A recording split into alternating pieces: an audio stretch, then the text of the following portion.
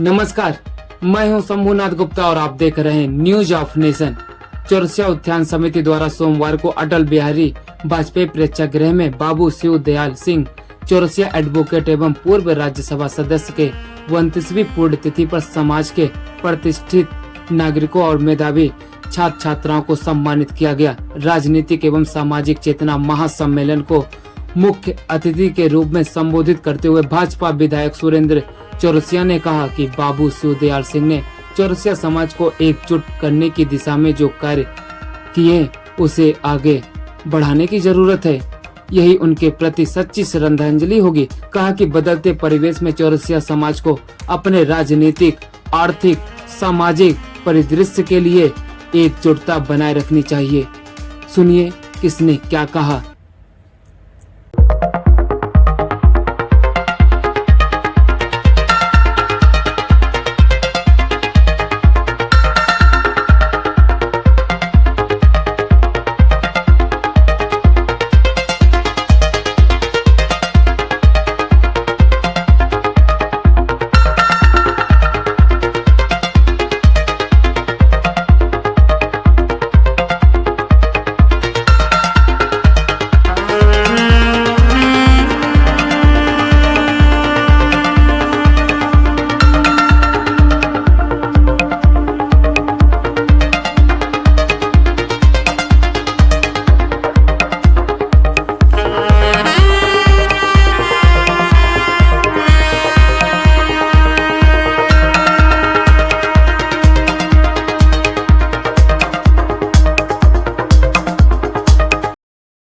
संविधान में भारत की आजादी के बाद जब दलितों पिछड़ों के अधिकार की बात हो रही थी, जब दलित और पिछड़ी समाज के लोग जब सताए जा रहे थे, उस विषम परिस्थिति में हमारे साथ खड़ा होकर पूरे पिछड़े और दलित समाज की अगुवाई करने वाले हमारे समाज के महापुरुष स्वर्गीय शिवदयाल चौरसिया जी की आज पुण्यतिथि के पावन अवसर पर मैं उन्हें श्रद्धा सुमन अर्पित करता हूं। और आज के इस अवसर पर हमारे कार्यक्रम की अध्यक्षता कर रहे हमारे अयोध्या पीठ के महंत, जो हमारे स्वतंत्रता संग्राम सेनानी हैं, जिनका भी मैं माल्यार्पण कर रहा था, और हमारे महंत जी और भारतीय जनता पार्टी उत्तर प्रदेश के पिछड़े वर्ग मोर्चे के उपाध्यक्ष, गोरखपुर के डिप्टी मेयर रहे, और हमारे जैसे हजारों नौजवानों को जिन्होंने राजनीति में प्रेरित करके आगे बढ़ाया, ऐसे अभिभावक आदरणीय चिरंजीव चौरसिया जी पूरे प्रदेश ही नहीं देश के कोने कोने में चौरसिया समाज की आवाज बनकर भारतीय जनता पार्टी के बैनर तले राजनीति करने के बाद भी जब चौरसिया समाज की आवाज उठाने की बात आती है तो कोने कोने में जाकर समाज की समाज की आवाज बुलंद करने वाले, और जो हमारे उत्तर प्रदेश में पिछड़ा वर्ग आयोग है उसके सदस्य हमारे अभिभावक आदरणीय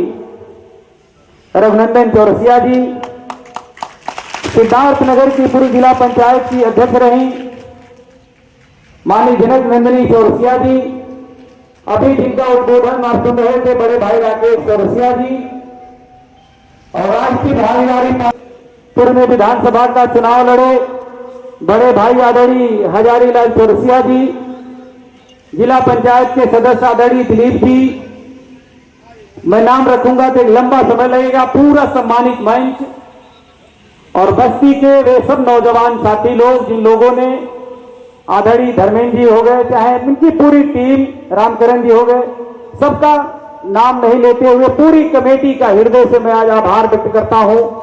और सबसे ज्यादा मैं स्वागत मेरे सामने बैठे मेरे समाज के भी क्रांतिकारी लोग, मेरी माताएं बहनें, मैं आपका करना चाहता हूं कि आज इस आधुनिक भारत में जहां लोगों के पास समय नहीं है, लोग अपने घरों से निकलना नहीं चाहते हैं, इस विषम परिस्थिति में भी आपने समाज की आन बान शान बढ़ाने के लिए चौरसिया समाज का वैभव बढ़ाने के लिए आज आप सब लोग इस प्रांगण में उपस्थित होकर अपनी आवाज को बुलंद करके और चौरसिया शिवदयाल चौरसिया जी के विचारों को आगे बढ़ाने के लिए, चौरसिया समाज को राजनीतिक भागीदारी दिलाने के लिए अपने सोए हुए जमीन पर एक नई अंगड़ाई लाकर और कैसे हमारा समाज भी अन्य समाज की तरफ बुलंदियों पर जाए, इन सब के लिए आप सब लोग यहाँ आए हैं। इसलिए मैं आपका हाथ जोड़कर प्रणाम करता हूँ, आप सबका वंदन करता हूँ, अभिनंदन करता हूँ।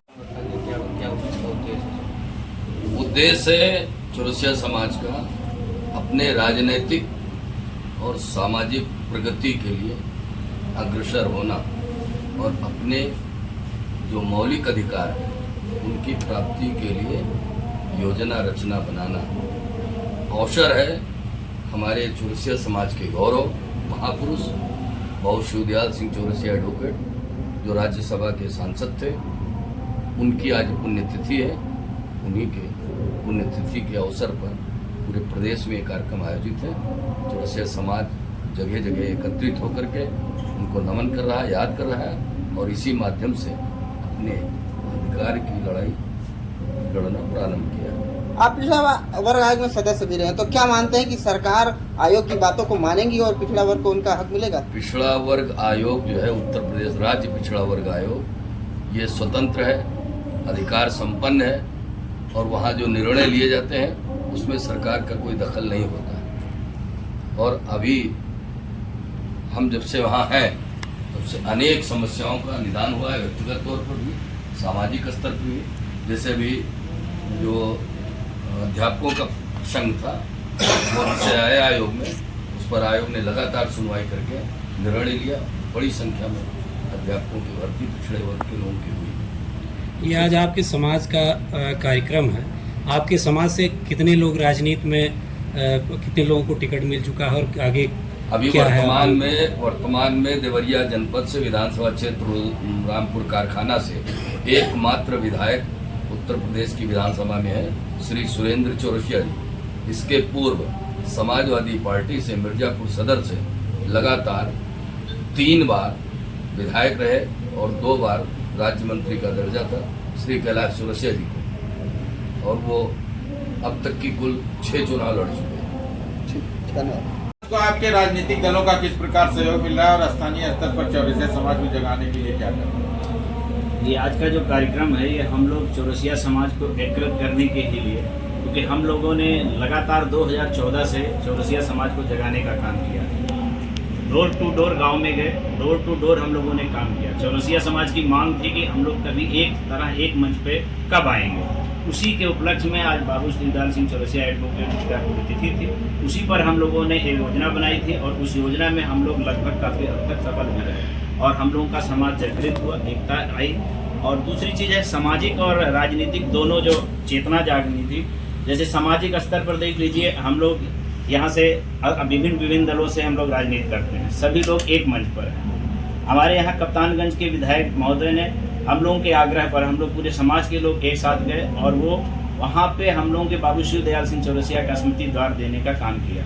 अब जाके गौर से और बवनान के रोड पर वो स्मृति चिन्ह द्वार लगेगा, तो हमारे भी पुरोधा जो हैं इनका भी स्मृति द्वार लगे, ऐसी हम लोगों की भी एक मन में था सब लोग। इसीलिए सारे लोग एकत्रित हुए और एक इसी तरह से हम हर विधायक चाहते हैं कि हमारे भी समाज के पुरोधा जो स्वतंत्रता सेनानी हैं, जो समाज के पुरोधा हैं, इनका स्मृति चिन्ह लगे और हम लोग एकत्रित हों और हर पार्टी में हमें सम्मान मिले, हर पार्टी में हमें जगह मिले। जो जिस पार्टी की राजनीति करता है कम से कम वहाँ उसको हिस्सेदारी मिले, भागीदारी मिले। इसी लोकल स्तर पर हम लोग इसीलिए ये मेहनत हम लोगों की सफल भी रही लगभग। इस कार्यक्रम के माध्यम से आप क्या संदेश देना चाहेंगे चौरसिया समाज को? आज इस कार्यक्रम के माध्यम से हम ये संदेश देना चाहते हैं कि इस कार्यक्रम को करने के लिए जो हमारी मंशा थी, हमारा समाज राजनीतिक रूप से आगे जाए। जो राजनीति में हमारा समाज आज पूरे प्रदेश में बहुत पीछे है, आर्थिक रूप से भी हम इसमें लोगों से डोर टू डोर काम कर रहे हैं। हमारा समाज आर्थिक रूप से जहाँ कमजोर है वहाँ उसकी मदद करना चाहते हैं और शैक्षिक रूप से शिक्षा में हमारा समाज आज पीछे। हम इसीलिए इस कार्यक्रम में एक कार्यक्रम रखा गया था कि हमारे समाज के जो मेधावी छात्र हैं उनको सम्मानित किया जाए और उनको सम्मानित किया जाएगा भी इससे, जिससे हमारे समाज में जो भी शिक्षा का स्तर वो बढ़ सके, सबको प्रोत्साहन मिल सके, इसलिए ये कार्यक्रम रखा गया था और सफल भी है। क्या आप इसमें सफल हो पाएंगे, ये जो कार्यक्रम कर रहे हैं आप? कार्यक्रम 100% सफल है। 550 का हाल है, इसमें हजारों की संख्या में लोग आए हैं, इसमें कितने लोग पीछे खड़े हैं, ये संख्या, ये हमारी 100% सफल कार्यक्रम है। जी धन्यवाद।